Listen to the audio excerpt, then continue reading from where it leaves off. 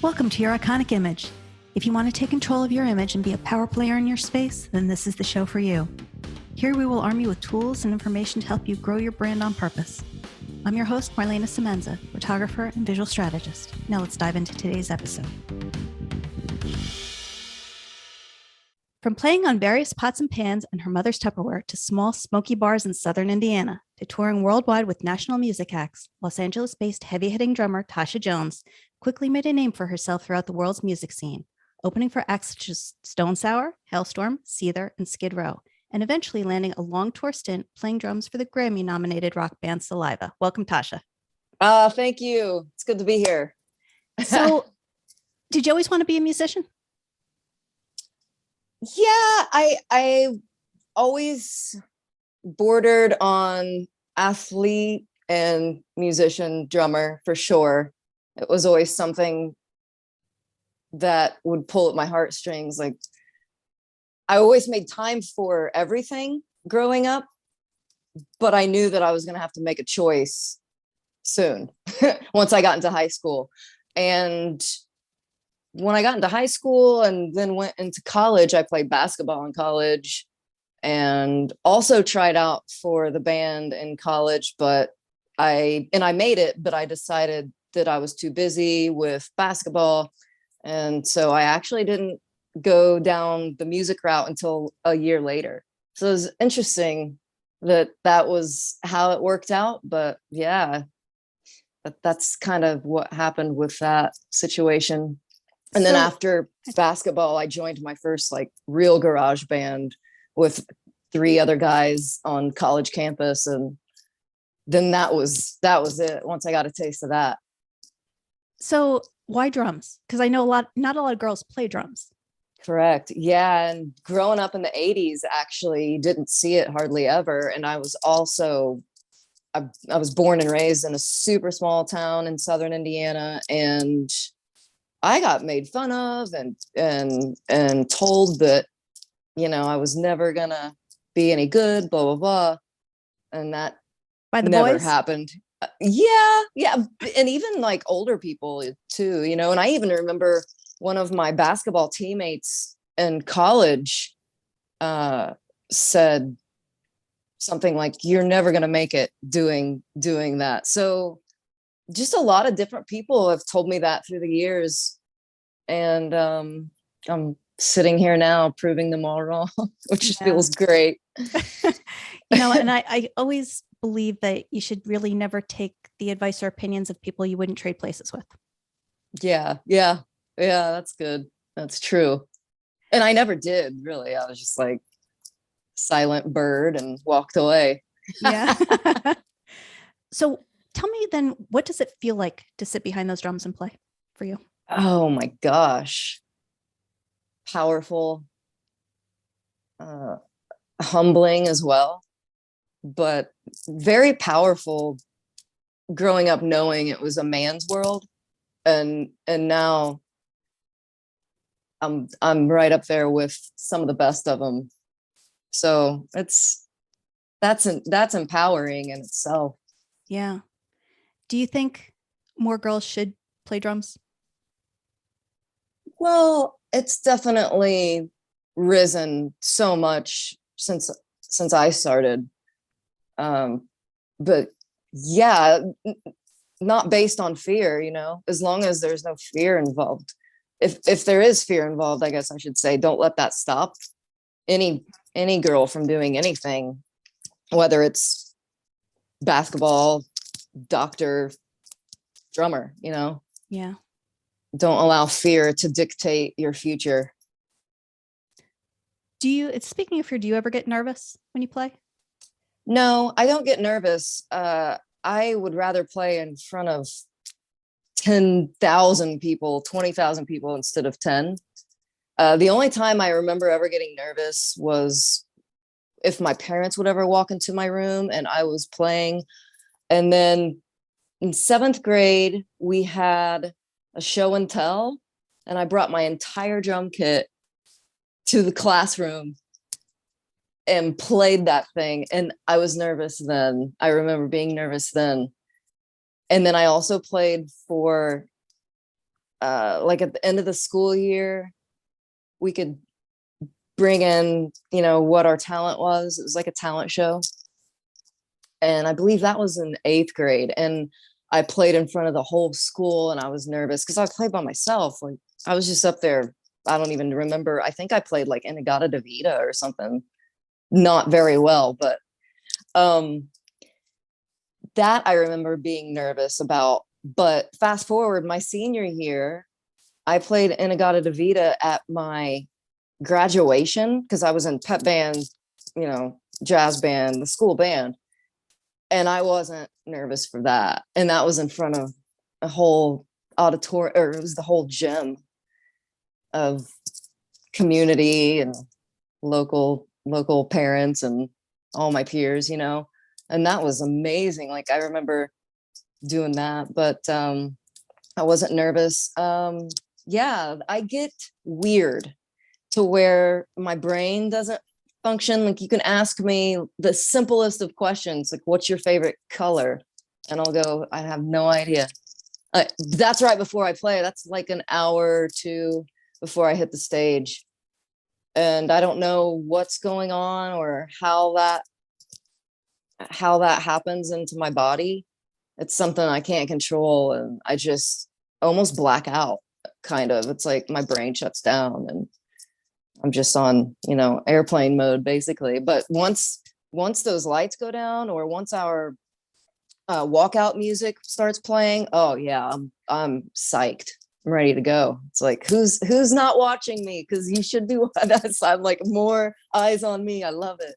So yeah, no, I don't get nervous. You know, it's interesting that you say it like that too, because that's something that happens with athletes. You know, before they go out and play, they get in the zone, so to speak. And so it's interesting that you were an athlete and also had that experience with music. Yeah, that's interesting you say that, because I don't really pull a lot of, I mean, I do pull a lot of musicians like as inspirations and influences, but I look a lot more to athletes that I pull from for inspiration so I can go out and run, you know, every morning, or get through that strength training in the mornings and stuff like that. So yeah, I kind of pull from athletic side to inspire me and Mhm. motivate me and stuff like that. Yeah. So has this always been an easy journey for you? The opposite. Oh my gosh. It's been the toughest journey ever. Well, maybe not ever, but it's just always full of surprises, and every day you never know what's going to happen. You know, a lot of times you people pick what they want to do, and you have a routine, and they do the same thing every day, like Groundhog Day, the movie, you know, which is fine. Sometimes that's awesome, you know. Sometimes I would like a little bit more stability in life, and not having to guess where my next gig's going to come from, or how I'm going to get it, or anything like that. But yeah, it definitely hasn't been easy. And being a woman, on top of all of that, makes it, or made it, I think it's way easier now to enter into this field as a female woman. And not that it is still easy, but it's way easier than it's ever been. People want to see it. They're kind of sick of seeing men all the time. They want to see chicks rocking out and letting themselves go and being free. And even men, like, they love it. They love it, most of them, you know. But yeah, it was tough growing up, for sure. Yeah, you know, and I got the sense too that because we met about a month or so ago and at Rock and Roll Fantasy Camp, and that was the first women's only. And I got the distinct sense that the voice of women in rock, especially, has been underserved and underheard for a really long time. Yeah. How would you like to see that change? Mm. I mean, just more opportunity, and the same across the board. Like if the men get certain gear, the women should get the same gear. Stuff like that. Just equal opportunity all the time. No one has any excuses with anything. And so, but yeah, more opportunity, more airtime, more TV time, more rock camps that were only, women based. And it's slowly, unfortunately, still slowly headed in that direction, I feel. Do you think that, well, actually, let me ask you this instead. What did you get out of rock camp? What did you get out of that experience? Oh man. Well, I needed that more than ever at that time, as far as not even a musician based feeling. It was more of something I was going through in my life at the time. And it was based on trusting women again, and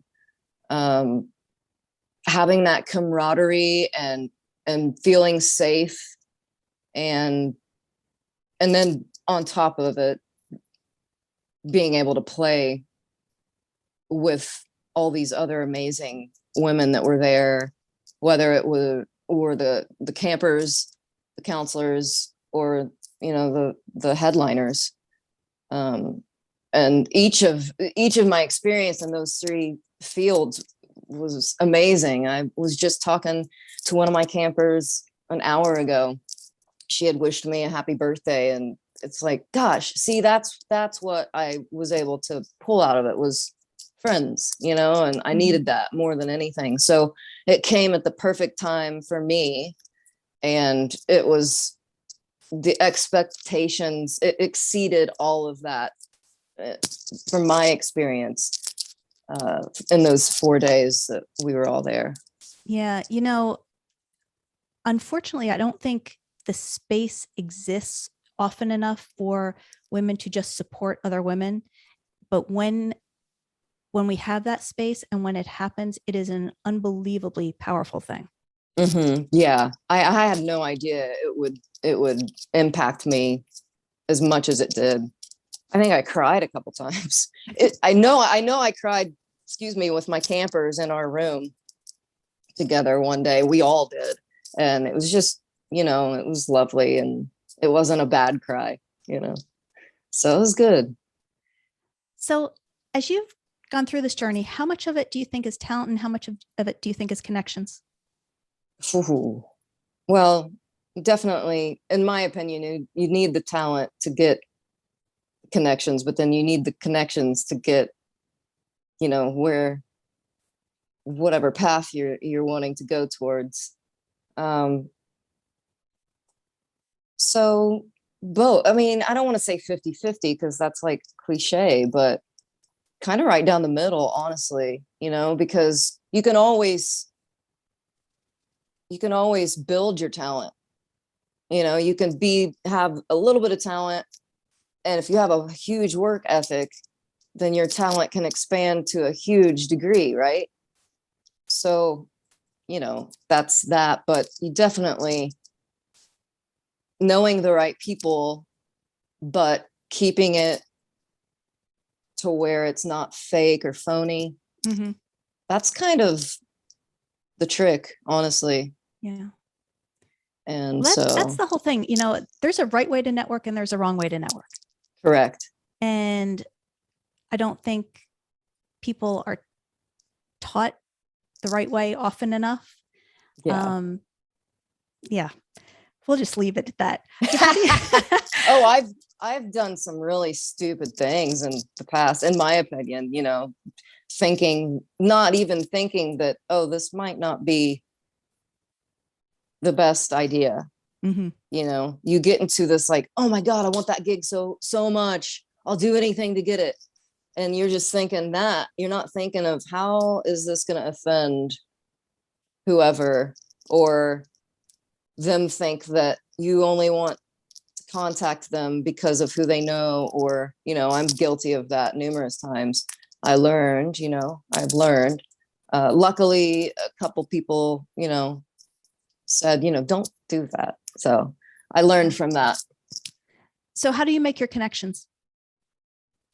Um, Or how do you handle your networking?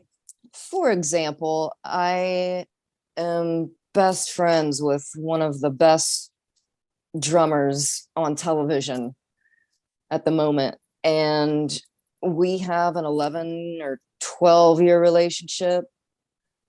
And I started off by sending him an email, just a cold call email, and told him that I really appreciated his drumming and I thought he was a great talent. And if he ever had time for drum lessons or any knowledge he wanted to drop me with, that I would be more than grateful. And he responded and was amazing in his response. And now we're best friends. He'll take me to the Lakers games.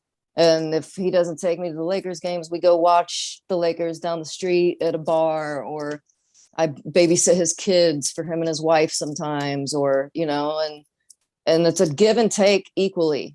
So, he gives me knowledge and I'm like, dude, I remember taking his kid to a computer class one summer, but I wanted to because I couldn't repay him financially. And I definitely couldn't repay him drumming because he's a beast. Right. So I tried to find where I could be of service to him in other ways, to where he would know that I'm not just trying to get something out of him. Right. And so we talk almost multiple times a week, and during basketball season, almost every day. Do you think appreciation isn't shown enough? Oh man, absolutely. Yeah, absolutely.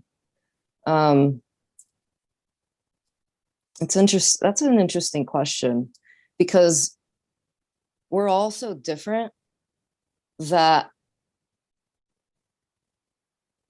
if I message someone like happy birthday and or they don't respond or anything, like sometimes I'm like, man, I said happy birthday, but there wasn't much of a reaction, and maybe their reaction was enough for them, so things get misconstrued. It's just we're humans are wired so strangely, and I find it hard not to take offense to some of that because I'm very sensitive and emotional, and so I don't know. But at the end of the day, one of the things that I've found is that people really just want to be seen and heard. Yeah. And it doesn't take a whole lot on anybody's part to say, hey, listen, thank you, or I see you, or I appreciate you, or any of those kinds of things. Yeah. Well, see, you get it. So speaking of appreciation, who's been your biggest influence? Well, definitely any member of No Doubt, from when I had just turned 15 when I got turned on to them. So that was in like 95 or 96, something like that. Let's see. Anyway, and they got me through life basically, because during that time it wasn't easy for me in the household and at school. So all I had was music and a dream to be like them, and so they were definitely my biggest influence. But as I got older, Pink, oh gosh, I mean, I'm a huge Tommy Lee fan, but I always loved him, but as far as non-celebrities, my mom, my auntie, my Aunt Vicky, my sister, my family is amazing. They've been my biggest support through all of this. And definitely would not be here if it weren't for them. So I would say my family, just because they're ultimately 9 times out of 10, everyone has that situation where their family wants the worst for them. But yeah, I would say my biggest influence, my mom and my auntie, my sister. Do you think, and I asked this for a reason, do you think that initially letting you go to California and all that was a challenge for your mom? Oh yeah. Oh yeah. She just knew.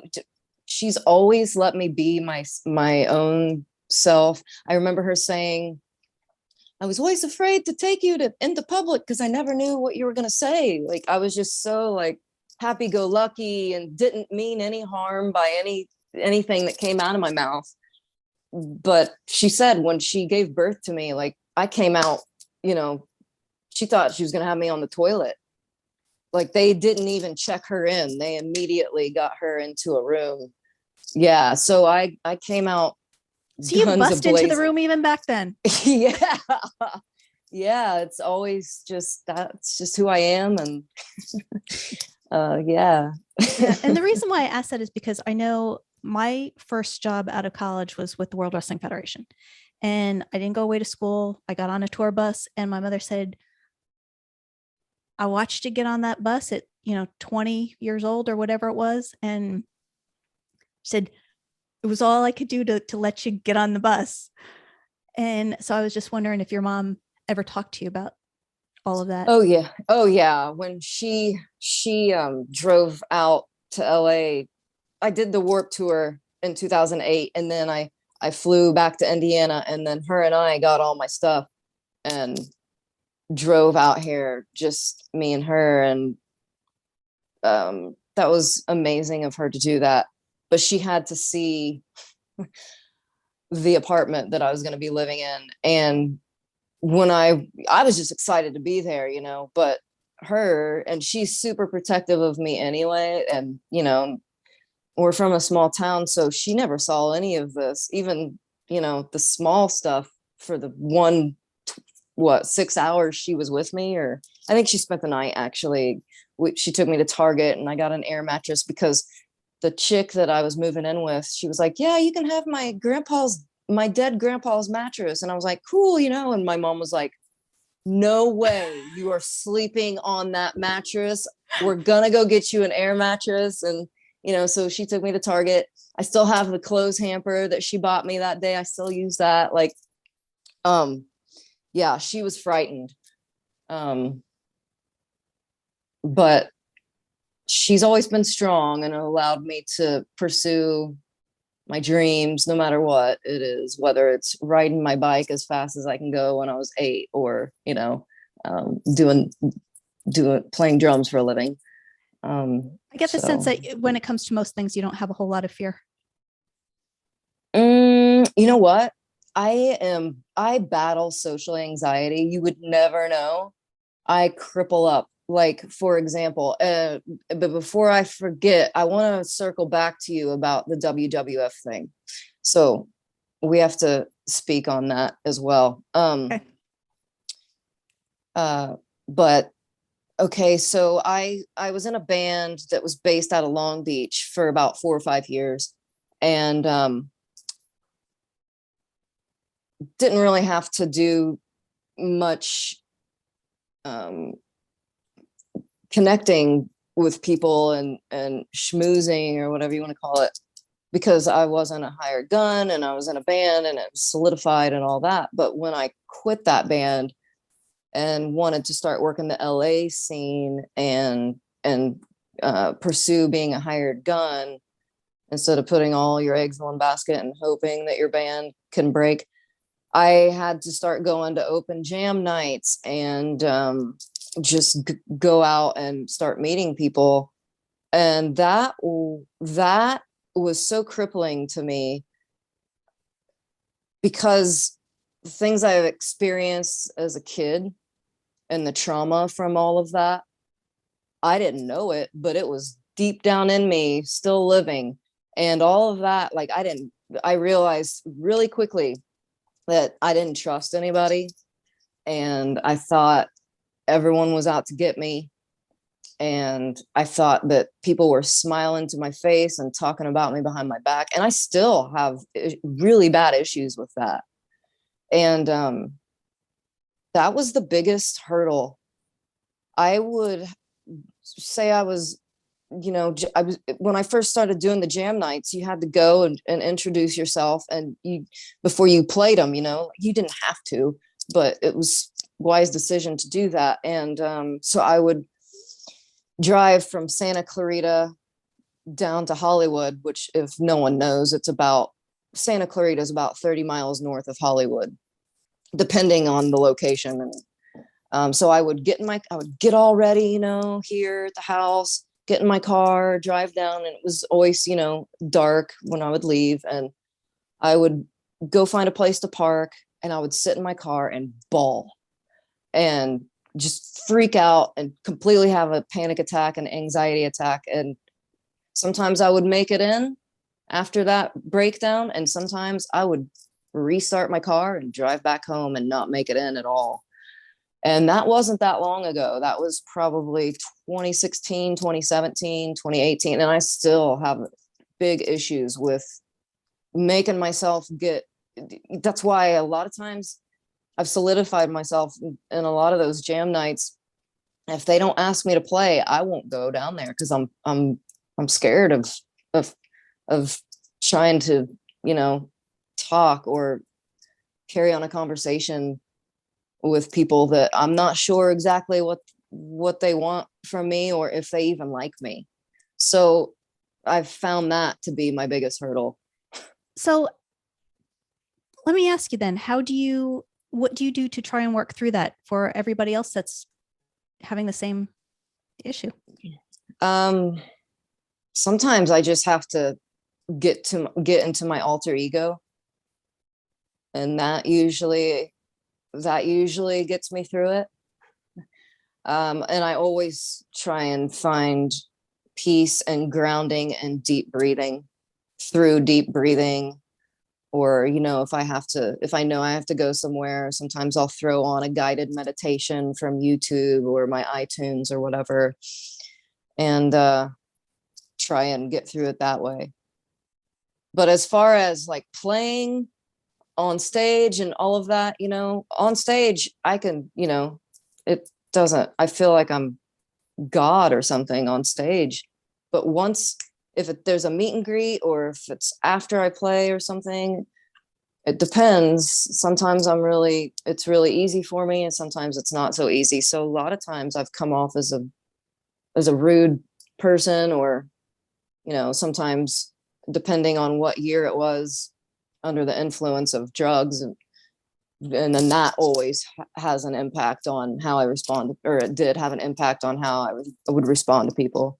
So, well, I have to say, as somebody who had just met you not that long ago, I didn't find you to be any of those things. And when I have to say this too, you are also so incredibly fun to photograph. Thank you. Because there is just something about you that is so immersed in what you are doing. And I think when you don't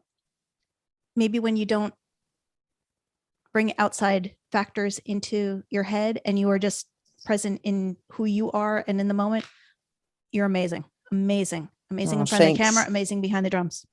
Thank you. And with that, I felt super safe at that camp, even though there were dudes, here and there. They were amazing. Like, their energy, I can feel energy very, like, intensely. And so, like, Dallas was amazing, and we had a good heart to heart, and you obviously, I feel like we connected easily and, organically.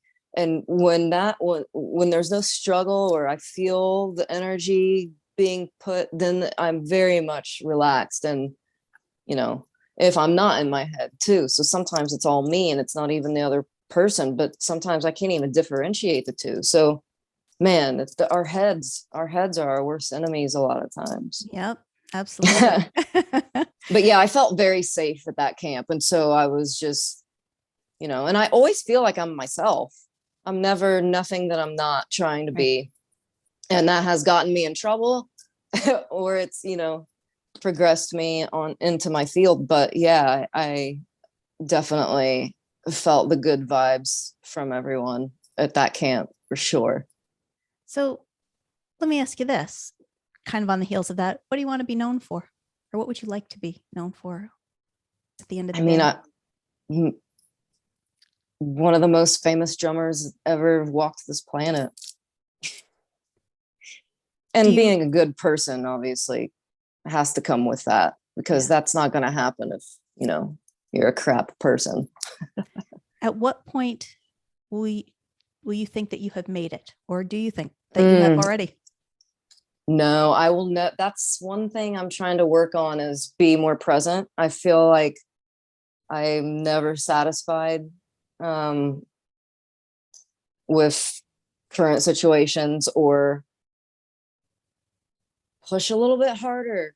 In my head, I'm going push harder, and maybe, and that's actually been kind of a downfall for myself, because appreciating what's happening right in front of you can actually probably build, maybe it might take a little more slowly, but the right thing at the right time. Yeah. If we're more present within ourselves. But I'm always striving for something better, and or trying to beat myself, or be better than what I was on the kit yesterday, or even getting rid of these monsters in my head. So yeah, always trying to, and that's something that my dad instilled in me at a young age, man. Like, he would play me in basketball and softball. I was a big softball junkie. Well, I started baseball, but I played 2 years baseball with the boys. And then my mom was like, I think we should change her to the girls softball. And I was so upset, man. But yeah, I give my dad so many props for pushing me to a limit that I never thought I would be able to get to physically, or, even mentally. And he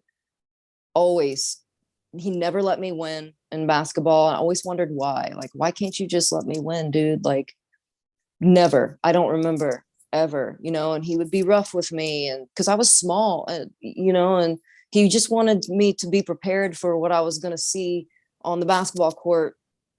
If I'm only 5'6" and some other chick is 6 foot and she's twice my size, that's going to prepare me for real life situation on the court. And he knew what he was doing, but I didn't quite understand it all. When you're a kid, you're just like, I just want to win, dude. Like, but no, I give him, and I actually was very bitter towards him for years about putting me through that. But it made me who I am today. And I would not have been able to pick myself up so many different times and get back on the horse if it wasn't for him. So yeah, I was just going to say, what he was teaching you went far beyond basketball. Absolutely. Yeah. And running, and like, yeah. So yeah, I thank him for that, and hopefully he'll be able to hear this. So he knows I've told him many times. So it goes back to the gratitude thing. Yeah. See. So tell us what you have coming up. Yeah, I'm super excited. Like you said, I played for Saliva back in 2018 and 19, and but that was not with the original lead singer. The only original member when I was in that band was the guitar player Wayne, and he and I have a great relationship. We got this tattoo together. It's called Bro Tat. It's probably backwards, but he wrote his on mine and I wrote mine on his. So he's got my writing, and we're still in touch. But that ultimately led to me starting a relationship with Josie Scott, who is the original lead singer of Saliva, that wrote all the hits of that band that Saliva still plays to this day. And we became really good friends. And we were going to do a reunion tour on their 20th anniversary. And then that didn't happen.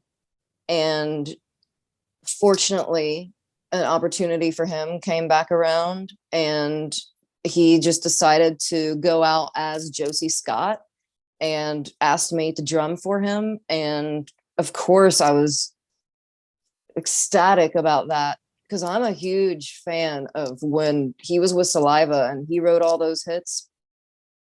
I was with a girl at the time that introduced me to that band, and I had been a fan ever since. So unfortunately, she's passed away, and I feel like she was behind all of that to get me to that next level of my career. I definitely know that she pushed for all that, and I think that she was behind this too. And so that being said, I'm so grateful for the opportunity. And then about 2 or 3 weeks after that was solidified with me playing for him, Brett Scallions, who is the original lead singer for Fuel, which they have so many amazing hits, they have decided to use the same band members on this particular tour.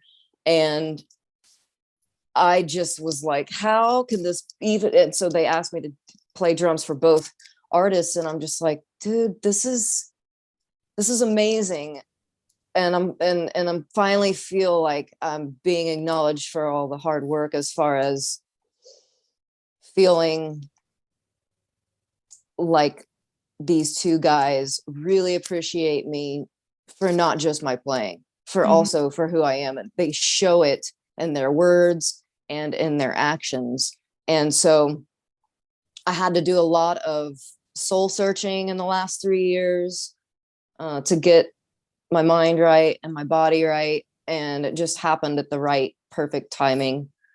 So I'm just super excited. And that tour starts the first weekend of July. We fly out July 7th, and we're in Idaho on the 8th and 9th. And then I believe there's still some dates coming in to be confirmed. And then we're in August, we're going to be in Pennsylvania. So it's going to be fly dates, and it's going to be like every other weekend. And we'll take you through the fall. Yes, ma'am. That's what I was getting ready to say. Yeah. Yeah. You have my brain in your brain. Should I be afraid?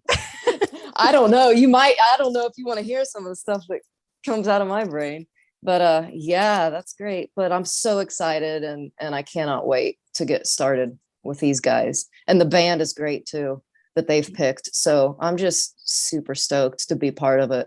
Well, you should pull and get Raleigh on the list of places to come. I'm hoping we can get over to you for sure. And I'll make sure you get in with your camera and we can have a good hang and stuff, because you're good peeps. Thank you.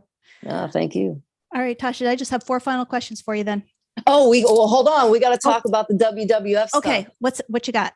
So I did a little research on you. So I knew I was going to bring up the WWF thing, but you brought it up first. So I am a huge, I don't call it WWE any like you're supposed to now. Yeah. It's still WWF to me. So WrestleMania 3, I started becoming a huge wrestling fan.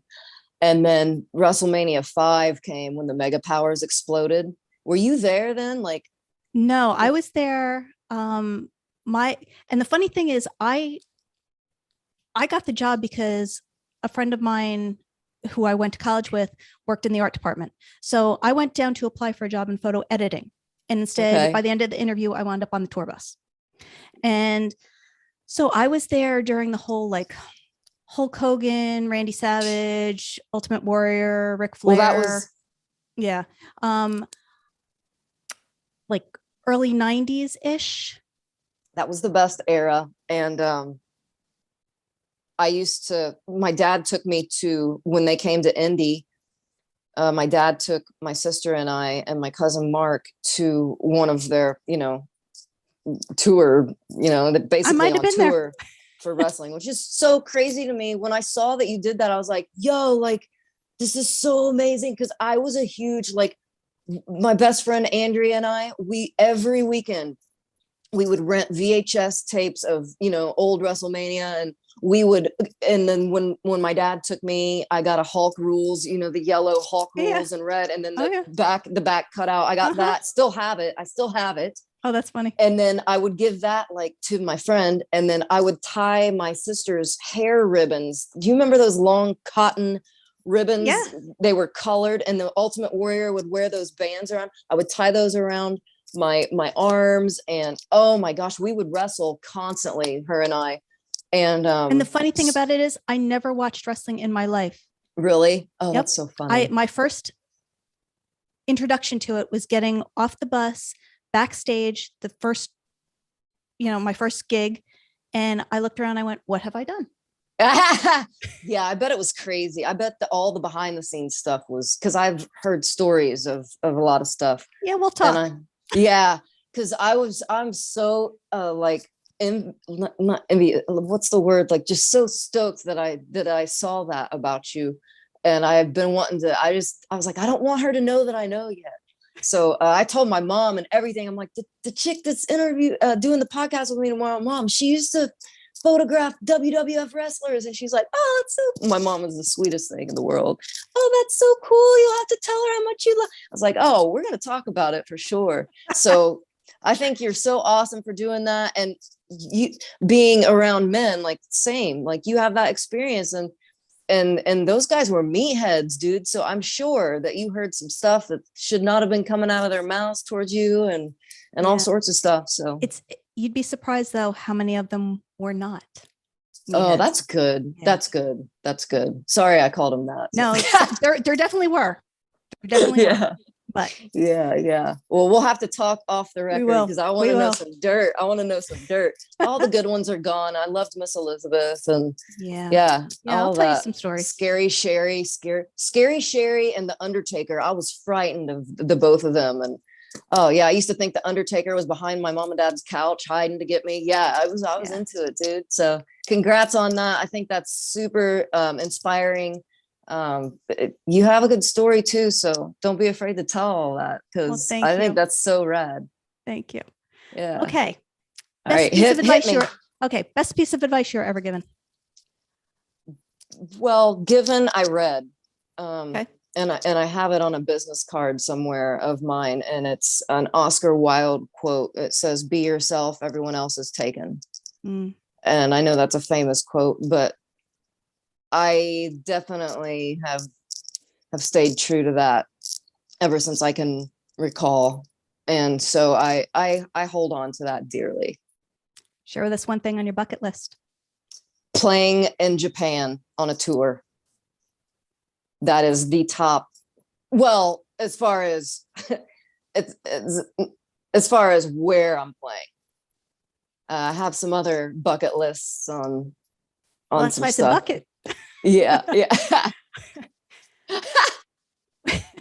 When the toy companies finally get around to making an action figure of you, what accessories will it come with? Dreadlocks and drumsticks. Love it. Easy.